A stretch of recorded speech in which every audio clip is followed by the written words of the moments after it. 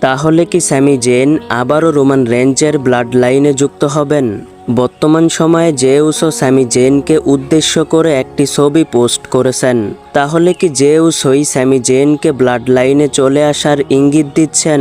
বিশেষ করে আপনারা যেমনটা দেখতে পাচ্ছেন, বর্তমান সময়ে ডাব্লিউডাব্লিউই ম্যানেজমেন্ট 2022 এবং 2023 সালের ব্লাড লাইনের সেই পুরনো স্টোরি লাইন আবারও নতুনভাবে শুরু করেছেন। এছাড়াও জে উসো জিমি উসোর সঙ্গে রোমান রেঞ্জের সম্পর্ক ভালো না থাকলেও ইদানিং আবারও দেখা যাচ্ছে উসোসদের সাথে রোমান রেঞ্জের ভালো সম্পর্ক তৈরি হয়েছে। তবে আপনারা যেমনটা জানেন, একসময় স্যামি জেন ব্লাড লাইনের অত্যন্ত গুরুত্বপূর্ণ একজন সদস্য ছিলেন। সেই সময় স্যামি জেইনের প্রচুর জনপ্রিয়তা ছিল। তবে বর্তমান সময়ে স্ম্যাকডাউনে স্যামি জেইনের অবস্থা খুব একটা ভালো যাচ্ছে না এবং স্যামি জেইনকে খুবই হতাশ দেখা যাচ্ছে। এছাড়াও স্যামি জেইন ইউনাইটেড স্টেট চ্যাম্পিয়নশিপের সুযোগ না পাওয়ায় জেনারেল ম্যানেজার নিক অ্যালডিসের উপর প্রচুর ক্ষেপে রয়েছেন।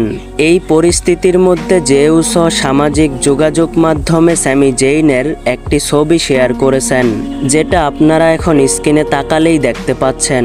এইখানে জে উসো স্যামি জেইনকে বলতে চেয়েছেন, তারা এখন আর তোমার কথা শুনছে না, মাঝে মাঝে সবকিছু বাদ দিয়ে নিজের রাস্তায় চলা উচিত। এখন যদি স্যামি জেইন জেনারেল ম্যানেজার নিক অ্যালডিসের উপর রাগ করে আবারও ব্লাড লাইনে ফিরে আসেন এবং পুরনো সেই ব্লাড লাইন আবারও যদি একসঙ্গে যুক্ত করেন, এই বিষয়টি হয়তো অনেকেই দেখতে চাইবেন, আবার অনেকেই দেখতে চাইবে না। কিন্তু ডাব্লিউডাব্লিউই কোম্পানির ব্যবসার জন্য অনেক ভালো হবে।